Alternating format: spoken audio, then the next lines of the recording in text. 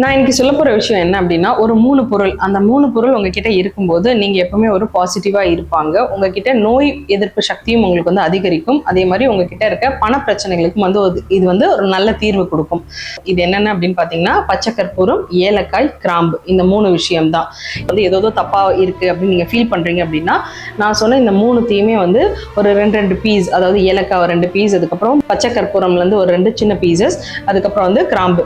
இது எல்லாத்தையுமே ஒரு 2 பீஸ் எடுத்து நீங்க ஒரு துணி பையிலையோ இல்ல வந்து ஒரு பேப்பர்லயோ வச்சு உங்களோட பர்ஸ் பாக்கெட் இல்லைன்னா எங்கேயாவது நீங்க டிராவல் பண்றீங்க அப்படின்னா உங்களோட பேக்ஸ் அந்த மாதிரி வச்சுக்கிட்டீங்க அப்படின்னா எந்த ஒரு எதிர்மறை சக்தியும் வந்து உங்ககிட்ட வராது.